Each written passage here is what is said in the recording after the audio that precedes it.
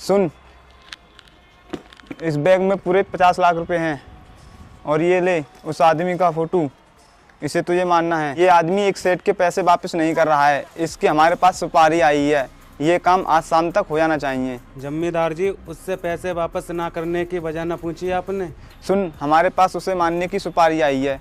हमें कुछ नहीं पता, चाहे कोई भी वजह हो, हमें तो पैसा चाहिए, पैसा। जमींदार जी, ऐसा ना हो कि मैं किसी निर्दोष आदमी को मारा हूँ। चाहे वो निर्दोष हो या गुनहगार, हमें उससे कोई मतलब नहीं है। हमें इंसान को मारने के पैसे मिलते हैं और हम अपना काम पूरा करते हैं। अगर हम यही सोचते रहेंगे वो इंसान निर्दोष है, तो हमारा धंधा कैसे चलेगा? हम तो रोड पर आ जाएंगे।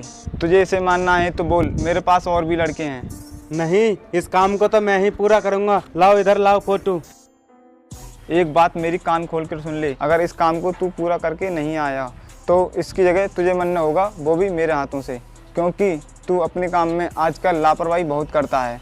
जमींदार जी, अगर एक बार उसकी फोटो मेरे हाथ में आ गई और मैंने उसे मारने की अपने मन में ठान ली तो उसे तो यमराज ही बचा सकता है और कोई नहीं बचा सकता। तुम चिंता मत करो, मैं काम खत्म करके ही वापस आऊँगा। ऐसा ही हो।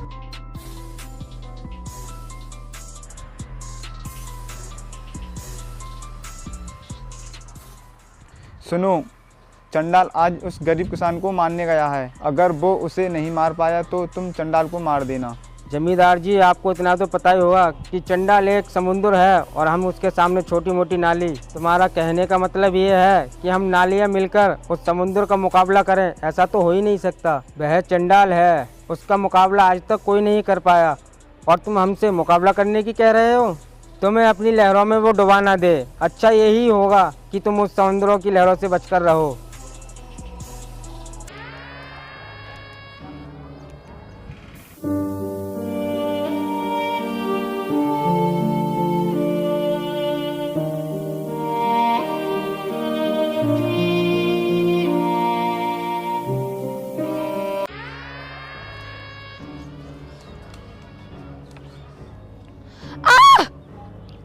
हे भगवान, तुमने मेरे पति को क्यों पकड़ा है? और कौन हो तुम? छोड़ दो इन्हें, ये बहुत बीमार हैं। चुप हो जा, चिल्लाने से कुछ नहीं होगा, क्योंकि हर किसी को पता है मैं चंडाल हूँ। समझ गई तू? तूने दवाई की गोली खिलाई है, अब ये मेरी बंदूक की गोली खाएगा। मैं इसके मरने का संदेश लेके आया हूँ। तुझे यमराज के पास पहुँचाने का मैंने पैसा लिया है। नहीं नहीं, आप मेरे पति को क्यों मार रहे हो? आपसे हमारी क्या दुश्मनी है? तुम्हारी दुश्मनी मुझसे नहीं, पैसों से है। मैं ये सब काम पैसों के लिए करता हूँ। तुम मुझे क्यों मार रहे हो? मुझे मारने की वजह तो बताओ, तुम्हें किसने भेजा है? सुन, हमारे धंधे में मरवाने वाले का नाम नहीं बताते। हमारी जबान क्यों ना कट जाए, लेकिन हम किसी का नाम नहीं बताते। भैया प्लीज मेरे पति को छोड़ दो। अरे आपका भी तो परिवार होगा, मुझे अपनी छोटी बहन समझकर ही मेरे पति की जान बख्श दीजिए। भैया मैं आपके आगे हाथ जोड़ती हूँ, मेरी झोली में मेरे पति के प्राण डाल दीजिए। भैया आपको आपकी छोटी बहन की कसम, मेरे पति को कुछ मत कीजिए। सुनो, ना ही मेरी कोई बहन है, ना ही मेरा कोई भाई और ना ही मेरे माता पिता हैं। बस पैसा ही मेरे लिए सब कुछ है।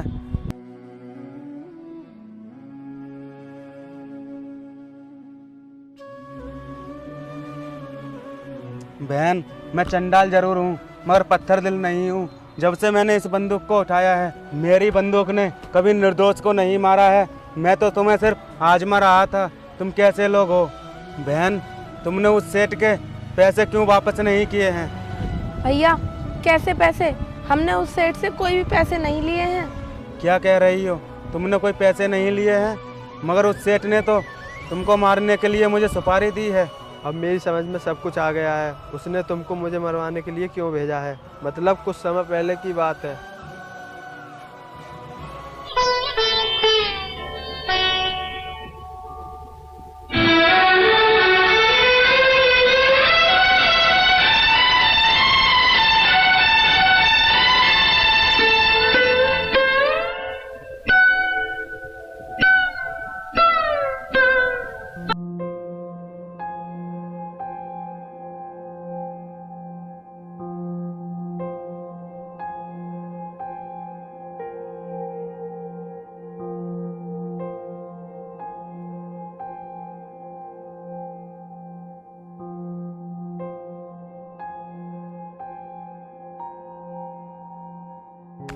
सुनो, जी मालिक। तो तुम ही दोनों हो जो आज से हमारे काम पर आए हो? हाँ मालिक, हम दोनों हैं। सुनो, तुम्हें यहाँ पर ईमानदारी के साथ काम करना होगा और हाँ, काम में कोई लापरवाही नहीं होनी चाहिए, वरना तुम दोनों को काम से निकाल दिया जाएगा। नहीं मालिक, आपको काम में लापरवाही नहीं मिलेगी। हम अपना काम पूरी ईमानदारी के साथ करेंगे। ठीक है, तुम अपना काम करो।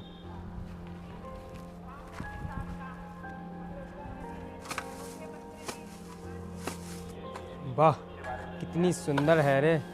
इसे देखकर तो मेरे मन में हलचल होने लगी।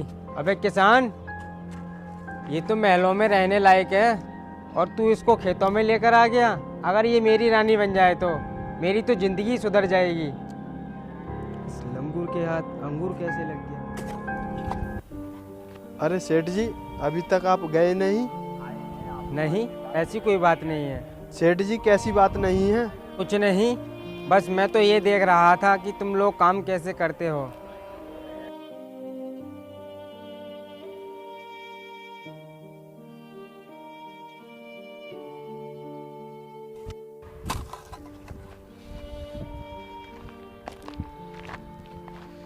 सुनो, इसकी नज़र से बच के रहना। मुझे इसकी आदत कुछ ठीक नहीं लग रही है। मुझे इसकी आंखों में सुअर का बाल दिखाई दे रहा है।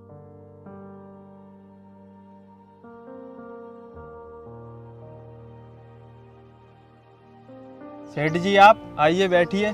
मैं यहाँ बैठने नहीं आया हूँ, मैं तो सिर्फ ये कहने आया हूँ मेरी काम वाली 10 दिन के लिए छुट्टी पड़ गई है, तो तुम्हें उसकी जगह पर काम करना होगा और ये खेत पर जाएगा, समझ गए ना? ठीक है। ठीक है सेठ जी, मैं आ जाऊंगी।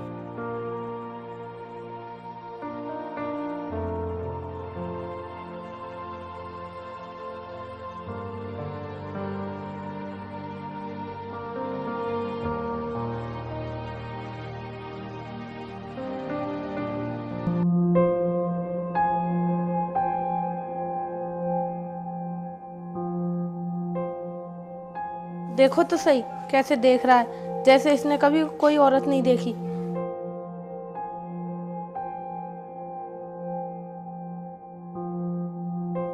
सुनो, आज पता है मुझे सेठ कितनी गंदी निगाहों से देख रहा था। क्या गंदी निगाहों से देख रहा था? हाँ, आज वो मुझे बहुत गंदी निगाहों से देख रहा था। सुनो, कुछ समय की बात है, फिर सब कुछ ठीक हो जाएगा। तुम घर पर बैठकर आराम करना, मैं काम किया करूँगा, ठीक है? अब मैं चलता हूँ, खेत पर कुछ काम बाकी है। शाम को मैं जल्दी आ जाऊँगा, तुम भी सेठ जी के यहाँ से जल्दी आ जाना।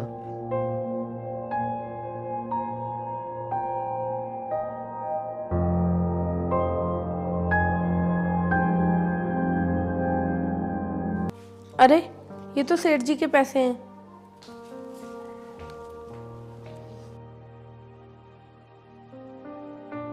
सेठ जी, आपके कपड़ों से ये पैसे मिले हैं, लीजिए।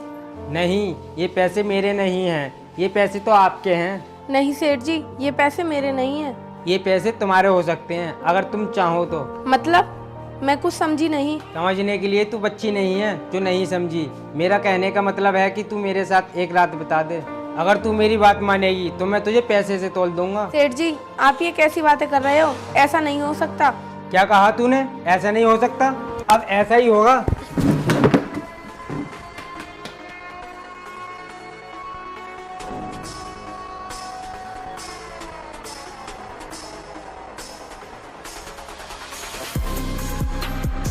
सुन बे गरीब किसान, तेरी बीवी ने मेरे घर पर चोरी की है, समझ गया?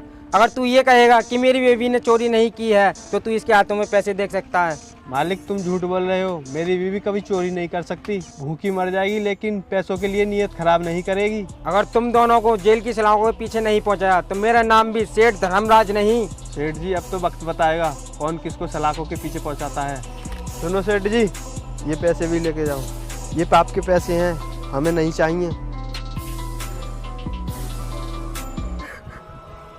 बहन, तुम चिंता मत करो। अगर मैंने किसी को मारा है तो उससे कुछ ना कुछ लिया जरूर है। मैं तुमसे आशीर्वाद मांग रहा हूँ। बहन, तुम मुझे आशीर्वाद दो, मैं उस सेठ जमींदार को इस धरती से मिटा सकूँ। भैया, मेरा आशीर्वाद तुम्हारे साथ है। मैं तुम्हें दिल से दुआ देती हूँ कि तुम इस काम में कामयाब हो जाओ। और आज तुमने मेरे पति को जीवन दान दिया है और मुझे विधवा होने से बचा लिया।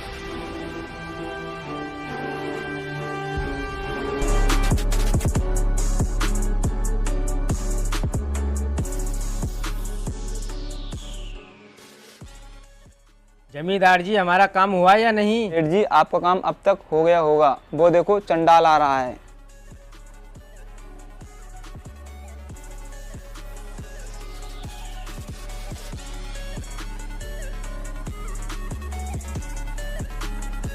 सेठ का काम हो गया है नहीं? जमींदार जी, सेठ का काम अभी नहीं हुआ है। सेठ का काम तो अब होगा। चंडाल, तूने ये क्या किया? तूने सेठ को ही मार दिया? जमींदार, इसको तो ऐसी ही सजा मिलनी चाहिए, क्योंकि इसने झूठ बोला था कि किसान मेरे पैसे नहीं दे रहा है। ये उसकी बीवी की इज्जत के साथ खेलना चाहता था और उसकी बीवी इसकी काली करतूतों की पोल खोलना चाहती थी, और इसीलिए इसने तुम्हें सुपारी दी थी किसान को मारने की। सेठ को तो इसके कर्मों की सजा मिल गई, लेकिन जिम्मेदार, तूने भी मुझे बचपन से अपनी उंगलियों पर नचाया है। तुझे भी यही सजा मिलेगी जो इसे मिली है।